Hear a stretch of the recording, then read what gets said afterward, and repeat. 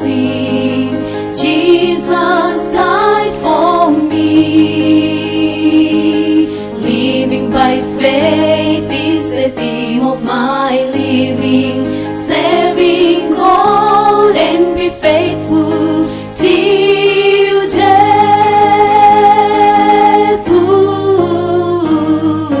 When this life is over and the wake is ended, Jesus Christ to come and take me home, where there'll be no sorrow, all is peace and joy. Forever we will sing redemption song. Jesus, I will praise him after all, for his love. Trusting, fully trusting in my Savior's love, doing what I can for heaven's holy dove. I'm getting ready to leave this world, getting ready to leave this world. So I'm getting ready for the gates of tomorrow. Keep me watching. I'm getting ready to leave this world, to prepare a mansion. Jesus said I'll go. If it were not true, I would have told you so. Just a little while to linger here below. I'm getting ready to leave this world, getting ready to leave this world. So get ready for the gates of tomorrow. Keep me watching. I'm getting ready to leave this world, getting ready to leave this world. So get ready for the gates of tomorrow. Keep me watching. I'm getting ready to leave this world.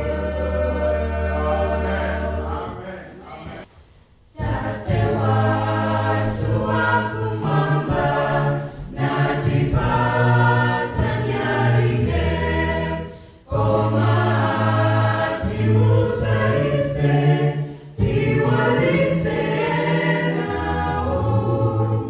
Nyari yangu iwalire, kusonyeza njira yo, kwao jima ndio poka, njira yo kamwambamo. Koza nyari yako sanga, pena wovutikayo, hata ibadu mutima, akapanda nyari yo. Nyari yangu iwalire, kusonyeza njira yo, kwao jima ndio poka, njira yo kamwambamo.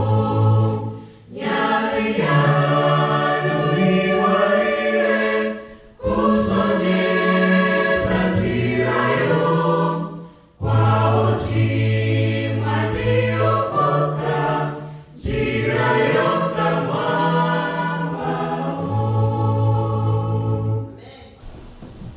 Happy Sabbath, church.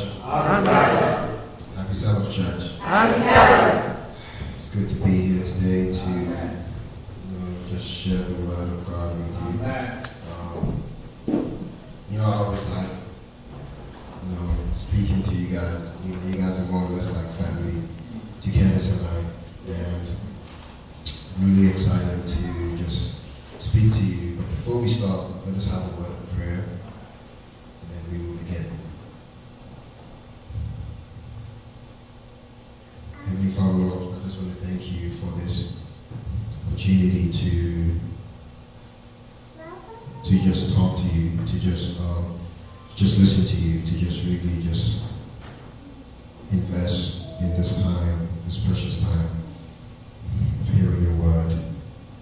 I'm asking that, Lord, that you will just take over, you will just speak to our hearts, and whatever burdens we're feeling, Lord, you will be able to take it away. And then you give us the peace, you give us the rest that we need. Bless us now, in Jesus' name we pray. Amen. Amen. If you have your Bibles, please turn to Luke chapter 15.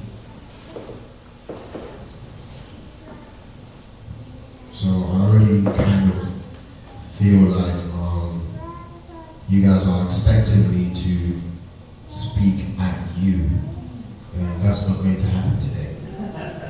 Oh. And you know, the youth knows me. The retreat, we have more of like a conversation whenever I speak to you. And today is basically like no other time. And I have certain requests from you today. My request is, if it's possible, for everyone past this row to come forward, if that's okay. I want everyone to move forward to try to fill up these 3 first rows. There are many empty seats, and I want to feel closer to you because I love you. It's as simple as that. Just first 3 rows, please. First 3 rows.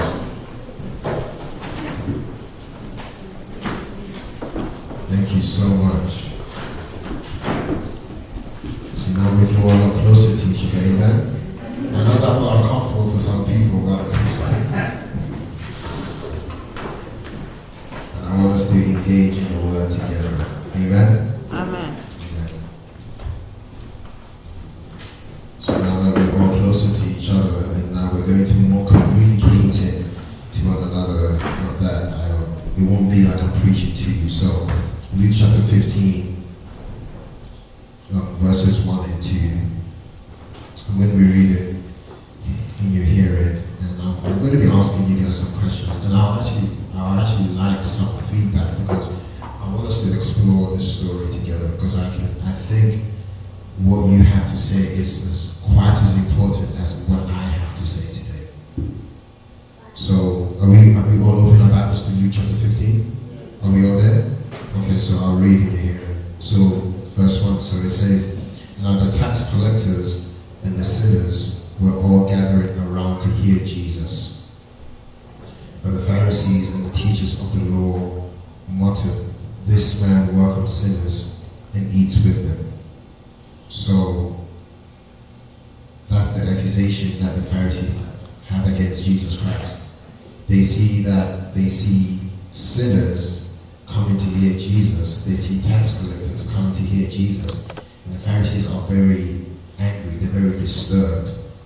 And they say to him that, why is this man, this holy man, why is he associating himself with sinners? It doesn't make sense to their mind, because basically what Pharisees do is they basically study the law and they teach the people how to live a correct life. But the Pharisees do not associate with sinners. And they see Jesus Christ walking and mingling and eating with them, and it doesn't make sense to them. So that's the accusation that is presented towards Jesus Christ.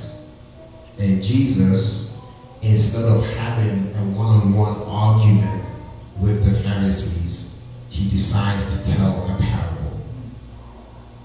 Does anybody know what a parable is?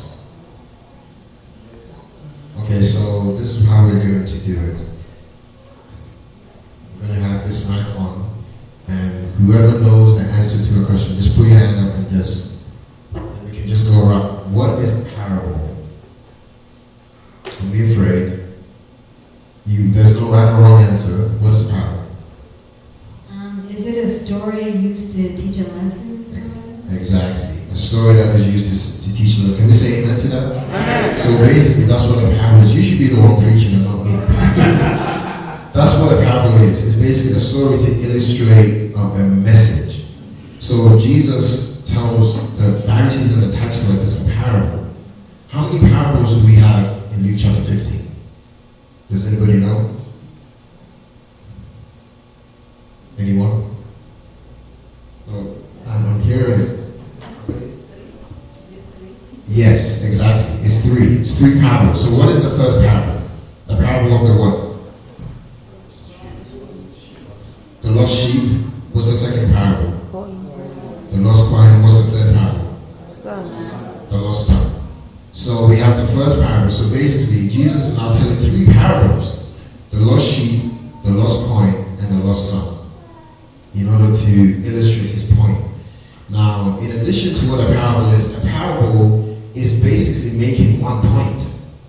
So Jesus is telling three different stories to make one point.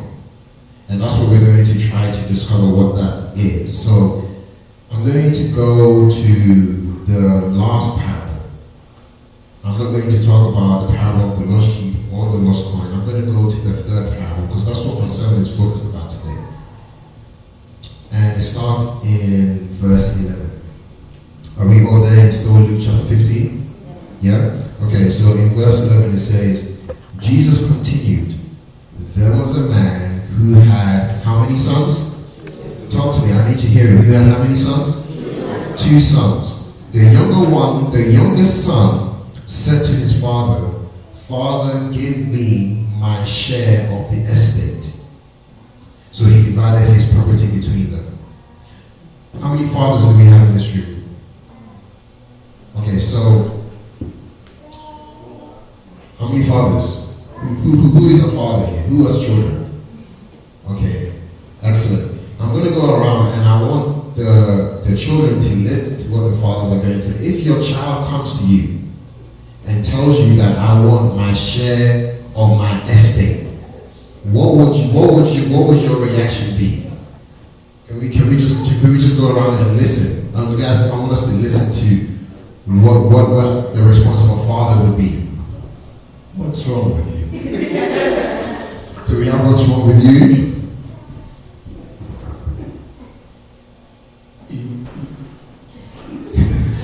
Try not to kill them, right? It's my way, not your way. Can we go to the elder back? What would your response be if your son or your daughter comes to you and says that I want a share of my estate right now? What was that, sorry? You have to earn it. I like that. And let's go over here.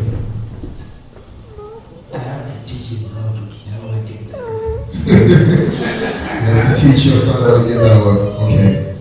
And the last one. Why do you want it now? Why do you want it now? That's a great question. Have you ever considered that?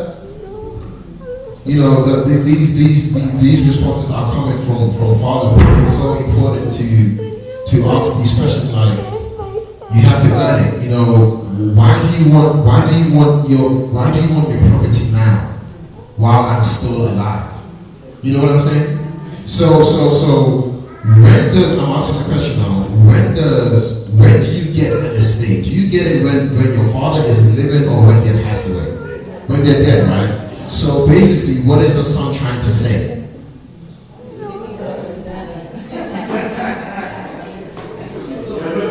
You're not dying.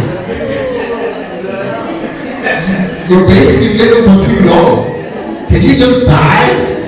That's what he's saying. And this sounds so harsh, right? You know, I'm not a parent right now, but I can imagine the reaction of this dad, like hearing his son, his second son, saying to him that you're basically not dying, and I cannot wait for you to die. So please give me my estate. This is completely ridiculous. So when he tells his father this, right? In this time, this is the Middle Eastern time in the first century. What's supposed to happen is basically, this is a cultural offense.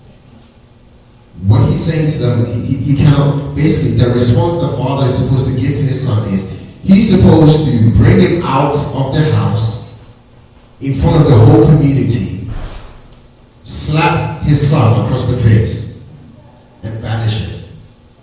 That's supposed their response. But what does the father do? Are we ready? So in verse 12 it says that he divided his property between them.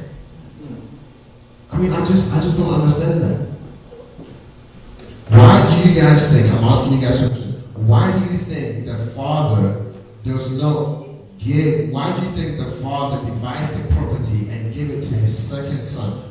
And why do you think the father does not take the rightful actions? There's no right or wrong answer. I just want to hear what you guys think.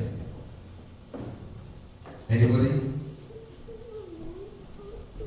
No, I see you guys saying something. Go ahead, Jonathan. Jonathan has something to say. I'm going to take advantage of you saying there's no right or wrong answer. So, I don't know. I think my personal viewing of it is, I think the father was trying to create the whole background of the story, because the story is like of the prodigal son returning home. I think his intent was to try and teach him a lesson in what he was doing. Teach him that, okay, I'll give it to you, but you will come back because you and I are family, so you always need. That's how I look at it. So you think that the father believed that the son was going to return home if he gave him his share of the estate? Yeah, I think so. Okay. Specifically because he was the youngest son. Okay. Well, any other thoughts? That's a good point, Jonathan. What do you think? I think maybe it was just like a great love from the father. It was just a moment of like, I love him so much, so I won't deny him anything anyway. Like, he's gonna get it eventually. If he wants it now, I'll give it to my son. So you think because he loved his son that much that he gave, but is that the right way to parent a child though? No. Just giving him whatever he wants? No, but it was like, I feel like sometimes there are those moments maybe where you're just like, my child, like, well, if I deny him, what's he gonna do? Yeah. Okay, I see. Any other contributions? Why do you think the father decided to give the part of the estate away when he? Candace want to say something. Well, you make me think of something pretty cynical, but if he's saying, I pretty much want you dead, and he says, no, I'm not going to give you my inheritance, he would inherit it automatically if his father did die.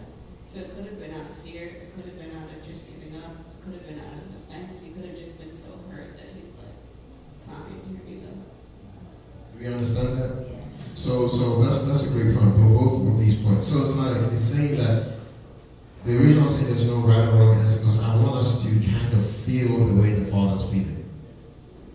So the father could have been hurt, he could have been shocked as to what's happening, he could have been afraid that, if I don't give it to him, maybe he might actually kill me.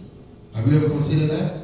Because if your son is asking you, give me my shirt, he's basically saying, I want you dead. And if he doesn't give it to you, well, maybe I can wake up tomorrow. You know what I'm saying? So he's basically saying, okay, well, take it. Whatever the reason is, we can understand that it's not coming from a good place.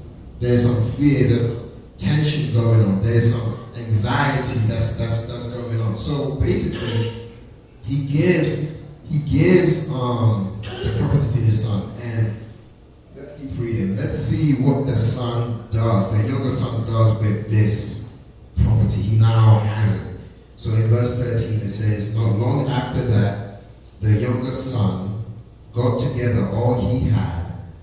He set off for a distant country, and there he wasted his wealth in wild living.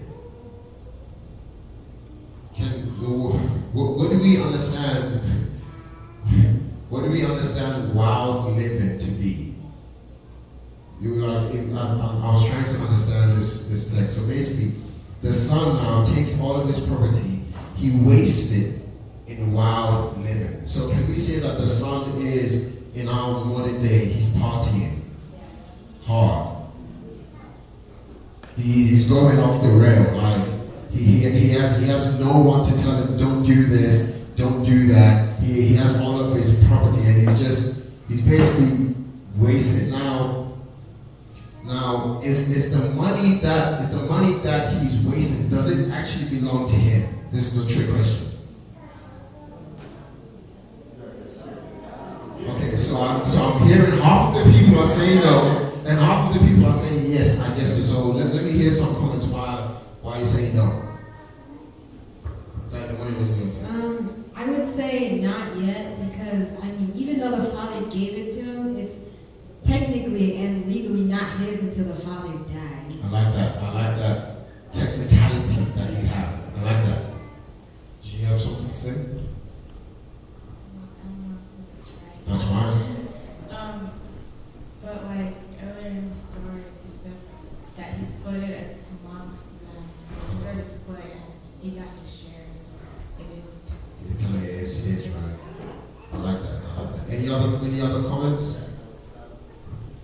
Speaking what Tarumba said, I was with Tapiwa, it was given to him, so it's his. It's not. Yeah. That was what Tarumba said. Well, I don't know if I can do this, but I agree with both of them. Like, it's yes and no. Because, yes, like Uncle Simon said, his father gave it to him, so it's his money. But I can ask my dad for $20 to eat at school. That doesn't mean it's my money that I'm eating.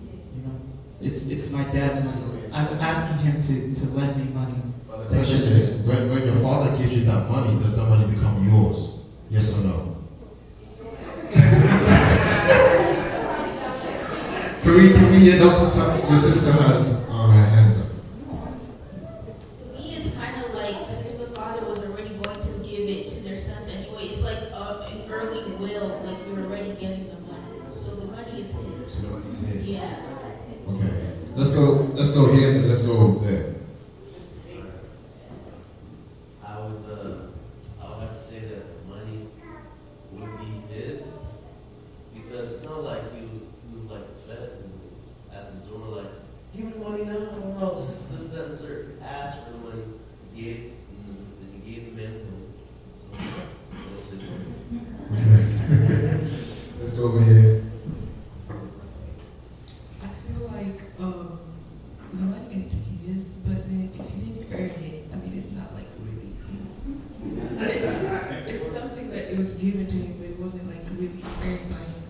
So when the father gave him his money, the father's money to him, it was technically his money, but not really his money. Yeah. That's what you're saying, right? That's what you're saying. Yeah, it's okay. like, it's not really. Okay, let's come to the front here.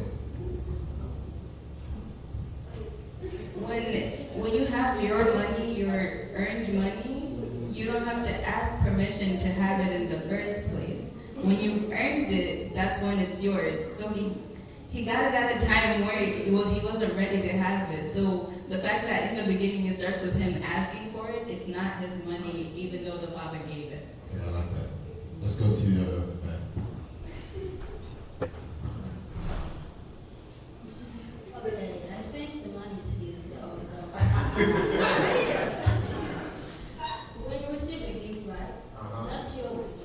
Technically yours. So the money too is like a gift to you, I think. That's a good point. That's actually a great point, because that counterbalances everything that everyone said. Let's go over here. I just want to read what a commentary in my Bible here on that verse.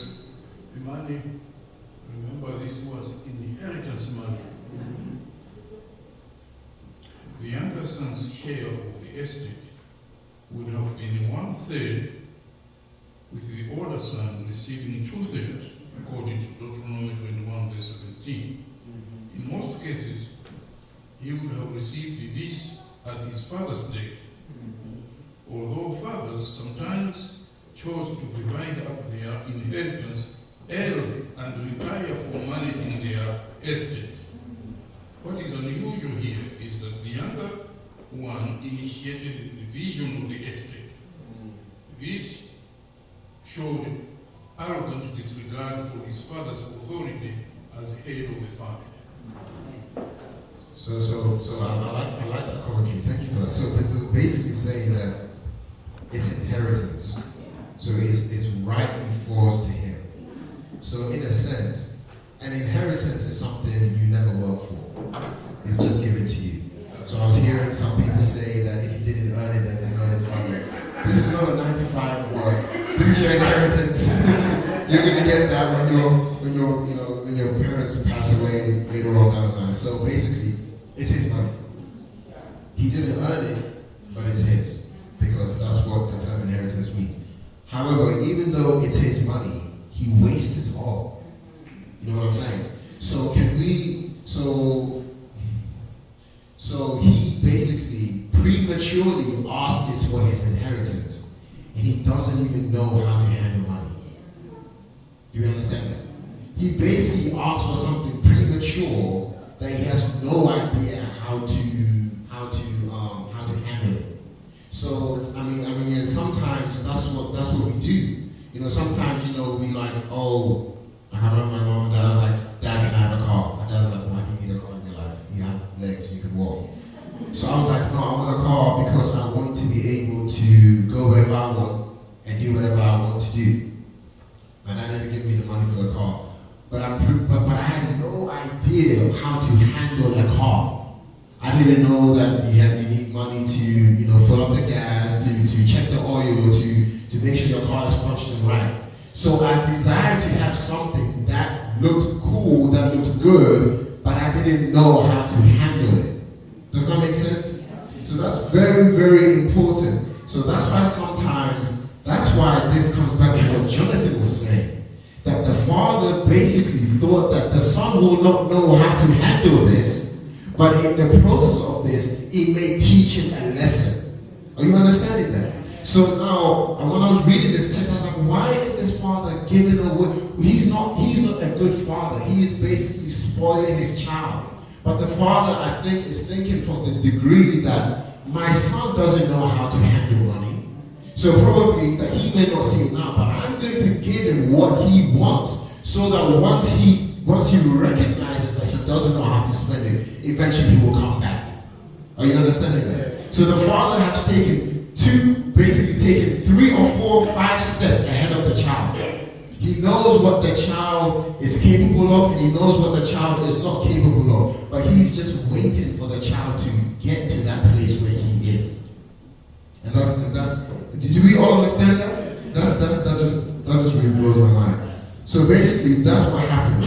And he basically wastes all of his inheritance, not doing any projects, not investing the money, not building a house, not going to school, not doing anything where he basically wastes everything. And now, as you see in your Bible in chapter 15, verses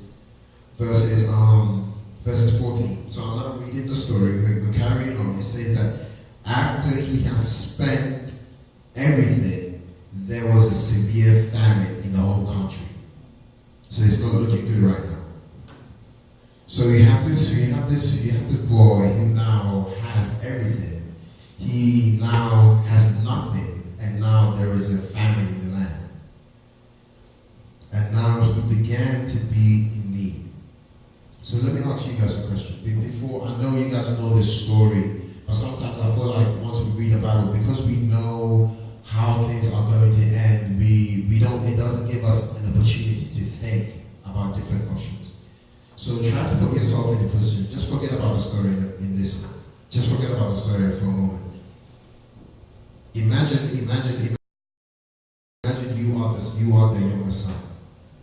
You asked for inheritance from your parents, and now you've gone out and you realize that all that money you've had is being spent, and now there's a famine. You are far away from your house. You're far away from your home. Can I just get some hands to what's going on? What's going on through your mind right now? Jimmy's looking at me like, what's going on in your mind? Does anybody want to share how possibly they could be feeling at this moment? You have nothing, you have no money, you spent it all, and now there's a famine in where you are in. Let's say that your family lives in Berry Springs. You went all the way to Indianapolis. You spent it and partied hard. Now you've lost all the money. And you don't have a car, you don't have, and you are dirt poor. What's going on through your mind right now? Let's go ahead.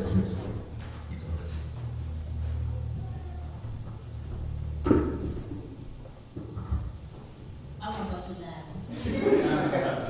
Essentially, yes. Yes, exactly. Is that cool? That's what you're going to say. Okay, but go ahead. If that were me in that situation, the first thing I would think about is why I treated my father that way.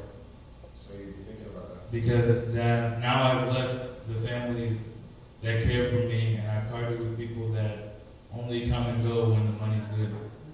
So now you're just thinking of regret. Would anyone, let's go ahead first before I answer my next question.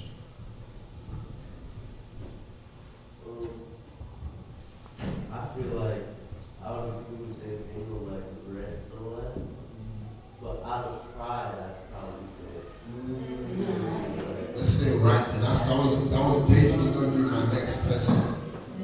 And that's the word that I want to highlight on. He's basically saying that out of regret I would go, but because of pride, I'll probably stay. And that's such a great point.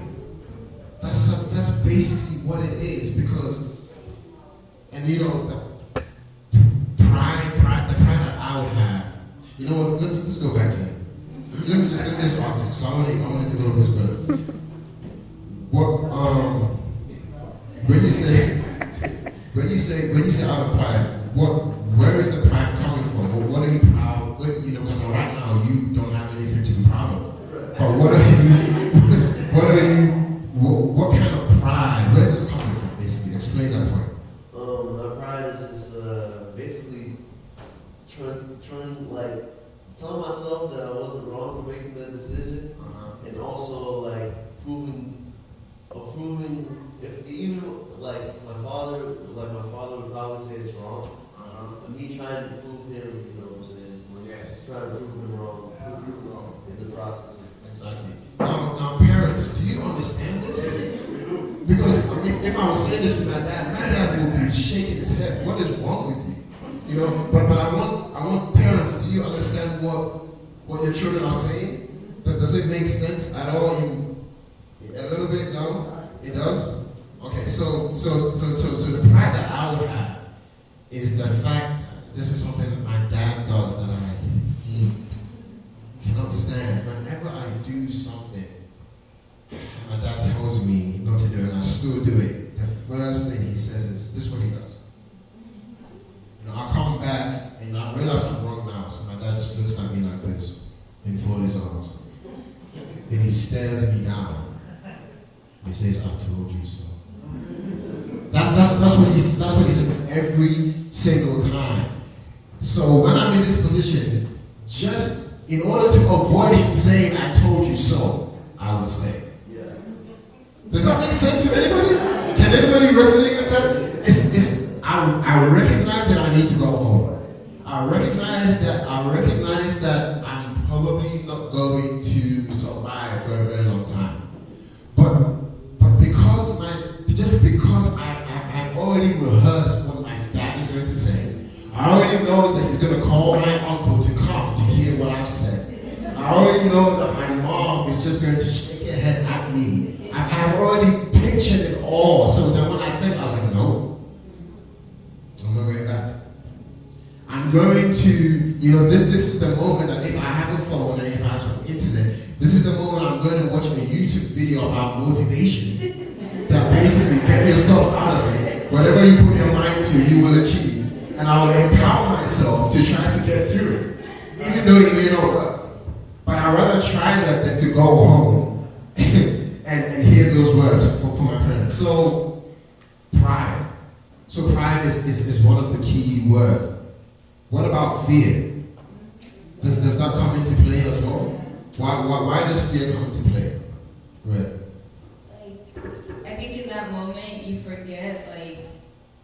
I go back, maybe it'll be like, well, you had the guts to leave, so stay out since you want to be independent so much. So you're scared whether you'll be accepted back. So some of us may not want to go home, not because of pride, but because that if you go home, the fear of rejection. So we'd rather not face that and just stay. That's a great point. Go ahead. I would say fear also kicks into play because when you left on top. And then now that you're coming back, the way they're going to view you, because you'll be dirt poor, and then you probably won't have the best clothes on, and then you're thinking about, what are these people going to say? And then your community, because you know people talk, so then what is the community going to say when I come back here? So then it's just like, I don't want to be a part of that. I don't want to be the talk of the crowd. So you stay. That's a great point. Let's just stay right there. So you are scared of how people are going to perceive you. You're scared of how people are going to look at you. Wow. That's crazy. Anybody else? Jonathan? Oh, we'll come back here. I think the points that have been said cover half of the fear. I think the other fear comes from that pride as well, because you have to remember the state you're in. You know, you're fearing that you're going to struggle. Like you can fear that going back home, you know, you're going to be looked at differently. You know, you're afraid of rejection. Yes, that is true. But I think the other half of it is, even if I decide not to, I still have something else to fear because I have nothing. You know, I have nothing to bounce off of. I have nothing to eat. I have nothing to wear. I have nothing. You know, that's a fear. So that's a great point. So basically, you are talking about not the fear of only going home, but the fear of staying. So you have like two different. You have your current situation, which is causing you to be anxious, but also going back, which is also causing you to be anxious. Your pride and how it. So what do you do in this situation? You know what I'm saying? So basically, you in that moment, if this is what the younger son is thinking about, he has no options, right? He doesn't really have an option to go or to stay. Do we have any other? Okay, right here, please. That's why the best is to die. That's definitely an option.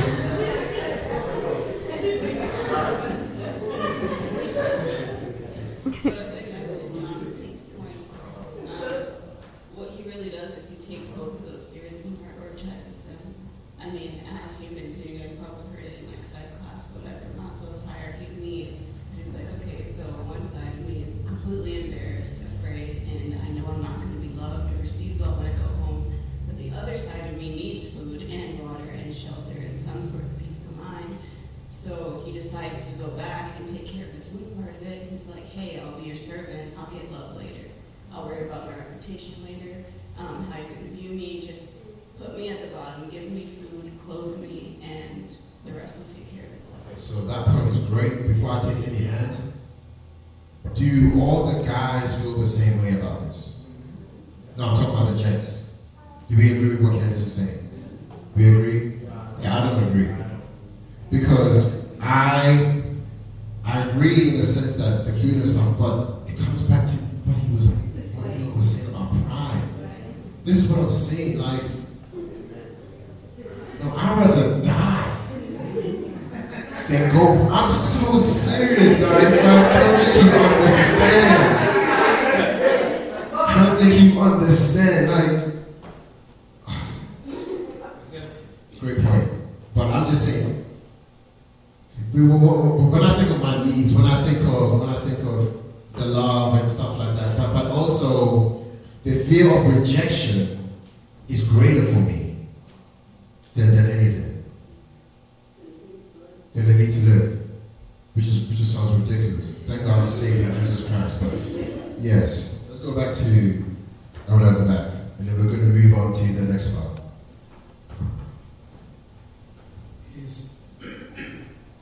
Is fear of rejection or the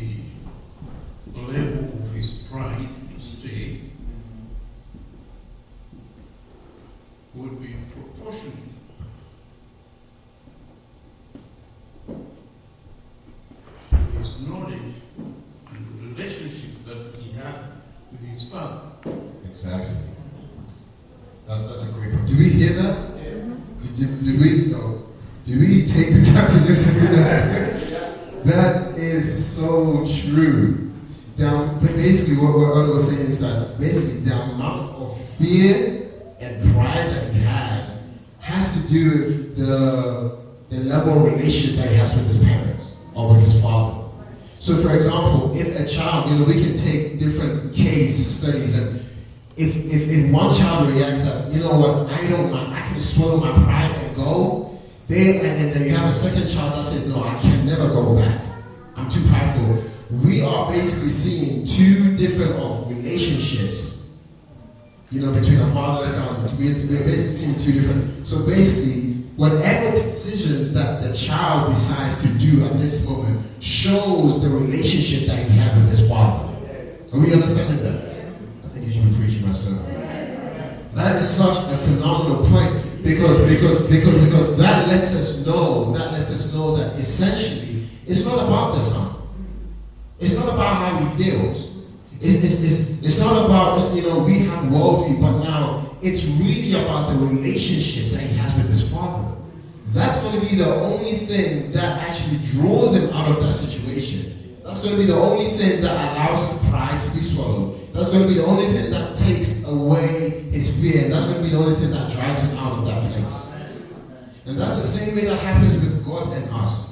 Sometimes when we sin and sometimes when we feel so far off from God, nothing supernatural is happening in our mind that says that get up in your mind. But we sometimes look at our past and see the way God has dealt with us and how he still continually embraces us even when we mess up day in, day out. And that's the only thing that really draws us back to him. It's not anything that we've done. It's not anything that we have that makes us credible to come back. But it's based on basically the fact that if he welcomes us the first time, I believe he can do the same again. Do we understand that? That is powerful stuff. That is something that can transform your heart. That's something that can transform any situation. So basically, did anyone have anything to say before we moved on? I think I saw some hands. Okay. So basically, that's what's happening. So his relationship with his father, that relational dynamic is what's basically going to determine his fate. And when we move on to verse 16, if you're reading with me, still in Luke 15, verses 16, it says, he longed to fill his stomach with the pods that the pigs were eating. No one gave him anything. So he's now hungry. He's wishing that he can eat the food that the pigs are eating. And then verse 17 is the change, basically saying, when he came to his senses, he said, how many of my father's hired servants have food to spare, and here I am starving to death? So basically, it comes back to the point that Candace was making about the hierarchy of needs. So he's hungry. Is he not? He's starving. So we can see from this text that one of the strong motivations for going back is because he's hungry. You know what I'm saying? He needs some food. And then after that, when he says he's starving to death, and then he says that how many of my hired servants have food to spare, and I'm here starving to death. Okay, so he's basically saying, okay, I'm here, I have nothing to eat, but I know that there are servants out there in the house that are lower than me in rank, and they have plenty to eat. So right now, as he's coming back to his senses, he is starting to recognize who he is. You know what I'm saying? So he's basically saying that, no, they're servants. I think I was higher than them. I'm the son. So now I think that could be some sort of motivation for me to return. So he says, and then he says, I will set out and go back to my father and say to him. Now I want you guys to focus on what he plans on saying to the father. Now, he's basically rehearsing his apology. He says that, Father, I have sinned against heaven and against you. That's the first part. Then he goes, I am no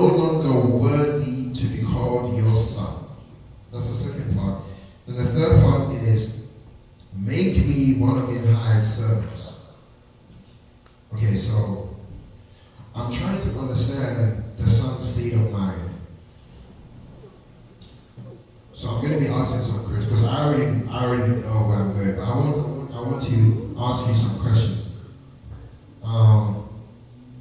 Why do you think the Son plans on saying to the Father, I have sinned against heaven and against you? What do you think that means? Because I just want you to follow his trajectory of apology. Go on to Jonathan. A simple answer that I can give, it says, I've sinned against heaven and against you. I mean, well, it's one of the commandments in the Bible, to honor your father and mother. You know, that's one commandment. Out of all things that God asks us to do to obey him, it's one of the top 10 things that he asks us to do, and he broke that, you know, by, I guess, disrespecting his father, asking for his estate, because I mean, we said, you know, he's basically telling him, I want you dead. And then on top of that, you know, sinning against his father by disrespecting him. Okay, that's a great point. Anybody else? So basically, does the Son recognize that the sin that he did was against only the Father, or was it also against God? It was against both, right? Because he did not say that, you know, Father, I have sinned against you. But basically, he's saying that, no, I recognize that I have sinned against God also, and against you. And then he says that, you know, I am no longer worthy to be called your son. So I have an issue with this part. So he's saying that I'm no longer worthy to be called your son. Why is he talking about his worth? Why do you think he's using this language? I'm no longer worthy to be called your son. Just take this moment to think about that. Why do you think the Son is saying, I am no longer worthy to be called your son? Let's think Mary saying something. Go ahead, Mary. I say, so the father should feel sorry for the kid. Okay. Any other contribution? I'm no longer worthy to be called your son. He said to his son that I've sinned against heaven, I've sinned against you, and now I recognize that I'm no longer worthy. The key word, worthy to be called your son. I think because like a son is not supposed to act the way he did. Okay. So because he acted the way he did, he doesn't consider himself as his son anymore. Right? Okay. Let's go ahead. I can be his contributions.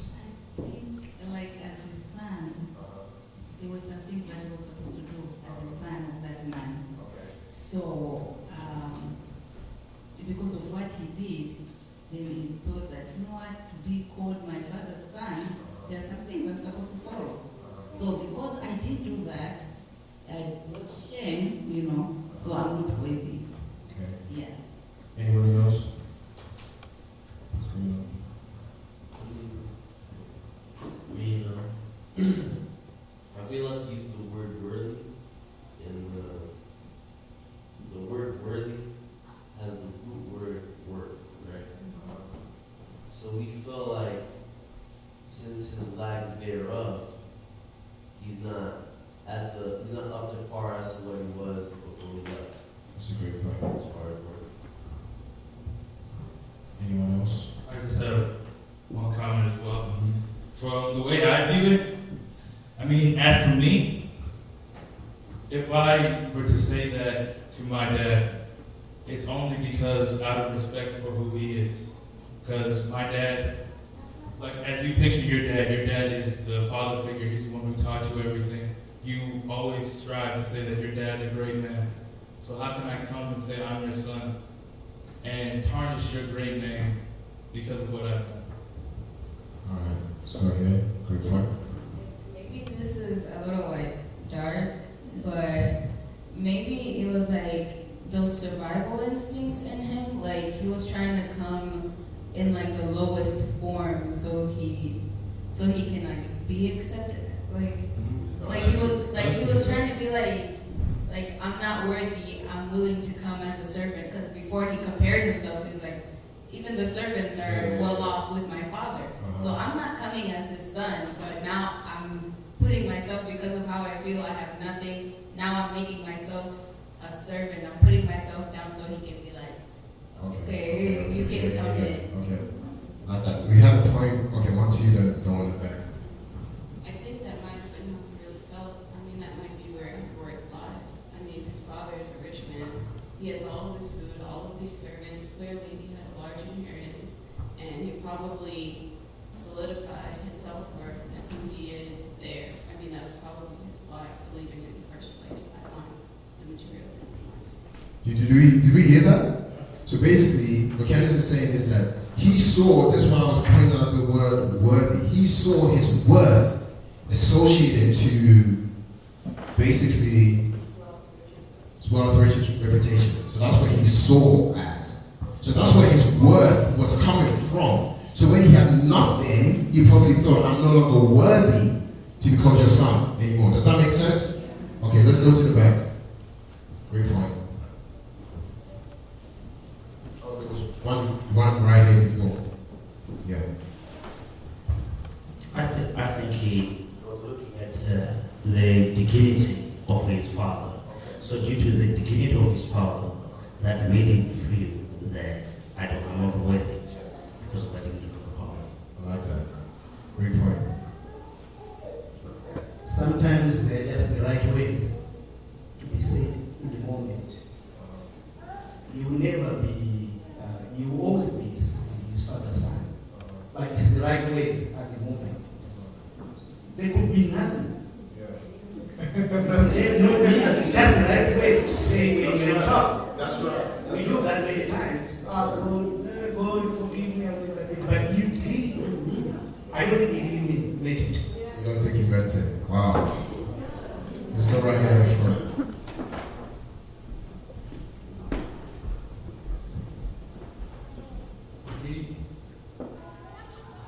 His attitude shows the depth of his humiliation, his repentance, and it's a great lesson, really. When we lose,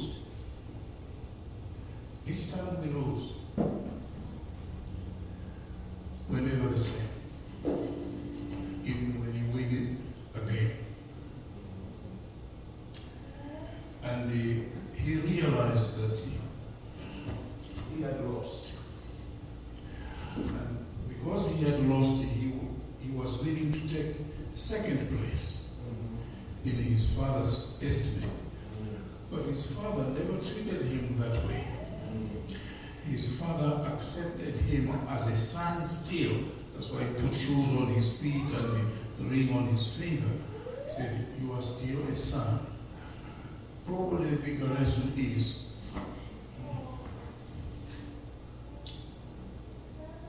no condition in whatever one finds himself or herself in, no condition rises above sonship. In other words, if you are a child of God, you are his daughter, you are his son. It doesn't matter how low you may go, how much you may lose. Always remember you are still a son. And the father will still treat you as a son. Amen. Can we say amen to that? Amen. That's really important because basically that's where I was going. It's like, even though the son is coming back, he says, those words kind of bother me because he says I'm no longer worthy. I don't think the son was ever worthy in the first place, if you ask me. And now he thinks that he has somehow lost his worth by doing what he did, and he comes back. And I resonate with this so much because sometimes, when I feel far away from God, when I say I feel like I have to do something to make it up to God. Have you ever been there before? It's like I have to pray harder. I have to, if I'm crying, I have to cry a lot more. I God that, you see how I am now? Can you take me now? You know what I'm saying? Am I worthy now? What do you need me to do, God?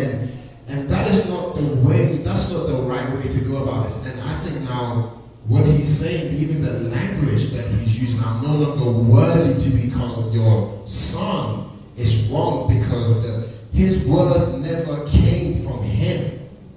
His worth was always based on the Father. You know, are you understanding that? So our worth as God's children is not based on whether we do the right thing or do the wrong thing, but it's based on what Jesus did. It's based on the character of God. It's based on the character of Christ. Only He is worthy. And the more we get closer to Him, His worthiness is substituted with our worthiness. And His worthiness becomes our worthiness. That is why when the Son comes back and says to His Father, you know, I've sinned against heaven and against you, you know, I'm no longer worthy to be called your son. As soon as the Father recognizes that, okay, He is back, but He still does not really understand what it means to be a son, that is when He brings the robe and puts it on Him. Because then He's showing that my robe is what is going to cover you, so that you do not recognize that your worth comes from you, but it comes from me. That's why He puts the ring on His finger. That's why He gives sandals on His feet. Because He's saying that, no, your worth as my child is not coming to how well you please me, or like how well you serve me, or how well you witness about me. Your sense of worth, your sense of identity does not come from any of that. It does not come to how many times you attend church, even though we want you to come to church, but your worth does not come from that place. Your worth comes from the intimate relationship that you have with Christ and how much He loves you. That's where your worth comes from. So He says his Father, you know, I'm no longer worthy to be called His son. The Father does all of these things, and you know, after He gives him the sandals and after He gives him the ring and after He gives him the robe, He's basically saying, I'm going to cover you and I'm going to substitute. But then He does something even amazing. You know, He said in verse 23. Look at verse 23. In verse 23 is what something that He does that even blows my mind. He says that in chapter 15, verse 23, just for this son, verse 23, bring the fattened calf and kill it. Let's have a feast and celebrate.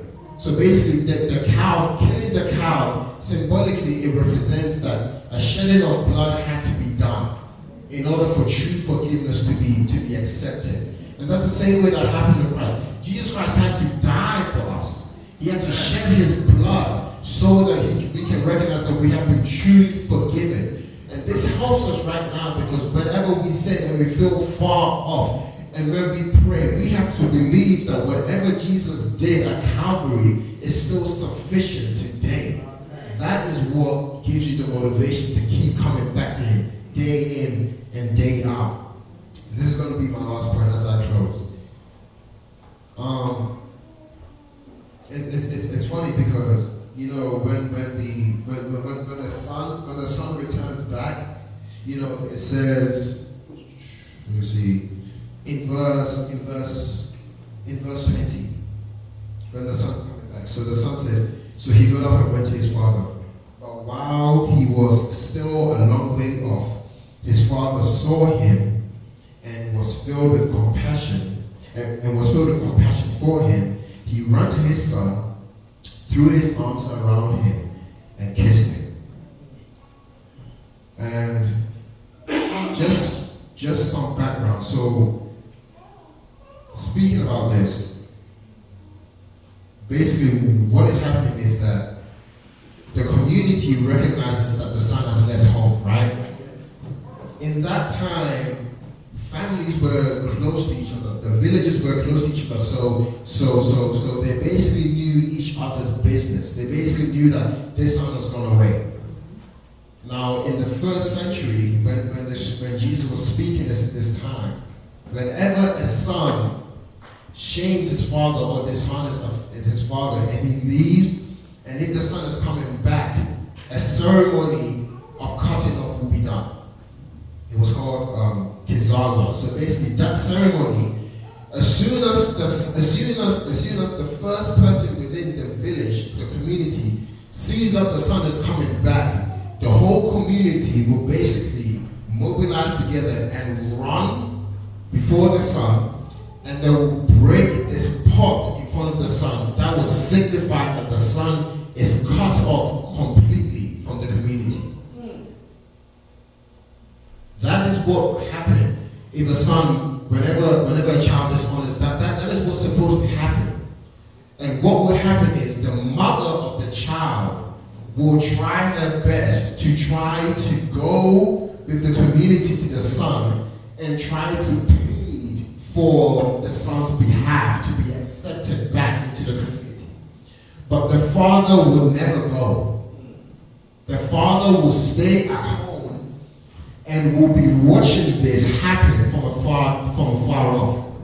So while the son is trying to come back, and the community is going back, and the mother of the child trying to advocate for his son, because out of respect for the father, he wouldn't participate in this.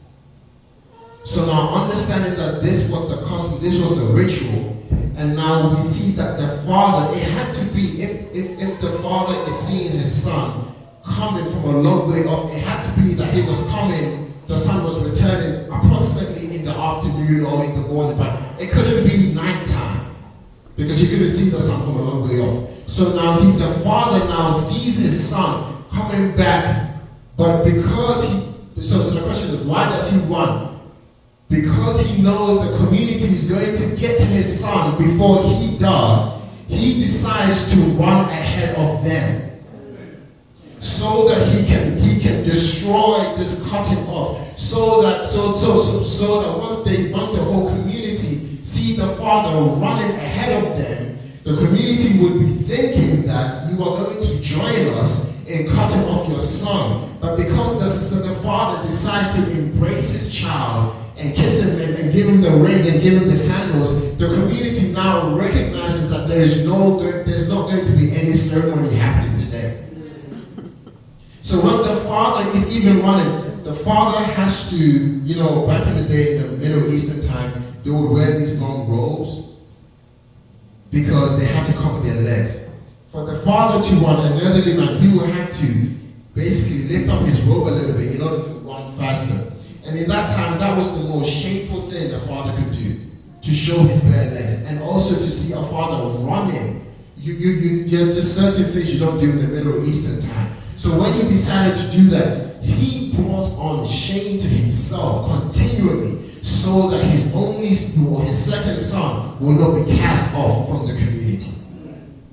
And when he does this, everyone is basically watching this interaction in awe, because he is going against everything, culturally speaking, everything traditionally speaking, because of the love that he has for his son. And that is basically what Jesus did for us. When we sinned, and when the devil was trying to get to us, the devil was basically trying to say, they are mine, they belong to me, all this. Jesus basically ran in front of us and died for us on the cross, so that we can be saved, so that we can have this type of community, this type of love. Because if Jesus had not died, we wouldn't be here today. If Jesus did not go all the way to the cross to just carry all of the shame and the humiliation that you and I deserve, we wouldn't be here today. And this story is a perfect picture of what Jesus did for us on the cross. And Jesus welcomed the Father welcomed the Son just the same way he welcomes us every single day. And when you invite me to preach again, I will talk about the older son, because he has some issues too. But I just wanted to, I've already spoken for an hour, but I just wanted to share with you of the love that God has for us and how that is demonstrated in his son. And I believe that you and I have been able to see ourselves in this story and see how we would react.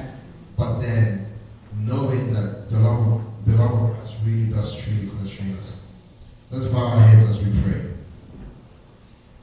Heavenly Father, Lord, this story is so profound because you are just a great storyteller. Jesus, you are just such a great and amazing storyteller. You crafted this parable many years ago, and I'm glad that we have the opportunity to even read this parable and to even basically even interact with one another and how we would feel, trying to put ourselves in these shoes. And I wholeheartedly believe that we did not even get to the surface of what you tried to, or what you meant of this parable. But that's okay, because I think we have got to know the important truths of this parable. That you love us, that there is nothing that can separate us from your love. That when we feel low, that even though our pride and our anxiety of being accepted and all these different things, Lord, I'm glad that you have this parable, because it reminds us of that there is nothing that we can do, Lord, that will separate us from your love. Lord, I'm praying that if most of us, if some of us have this perception that we will never be accepted by you when we sin, or if some of us even feel distant away from you, Lord, help us, encourage us. Let us read this parable, let us accept it for ourselves, that I am that younger son, that I can return home today, and I will be accepted by my Father, because this is the guarantee that you've given to us. I pray that, Lord, if there are relational dynamics in this church, if a son feels far away from their parents, if a parent feels far away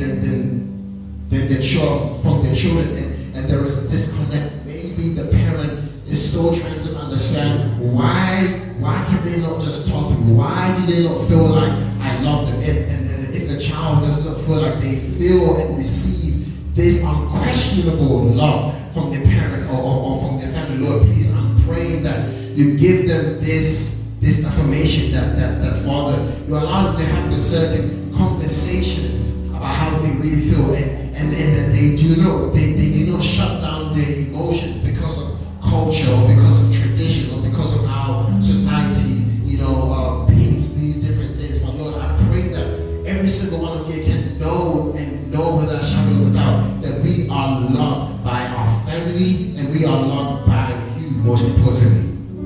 And if you don't feel that, Lord, please give us the wisdom to be able to talk to our family, to be able to talk to the people that you have told us to be in communion with. I pray that, Lord, that you forgive us for all of our sins that we have done to you, and I'm grateful that, Lord, that you have told us that if we sin, Lord, that you are faithful and just to forgive us of our sins. So I pray that we receive the acceptance and forgiveness, and we know that we are loved so much by you, and that you're coming back for us. Let this be our prayer. Let this be our testimony. In Jesus' name that I pray. Amen.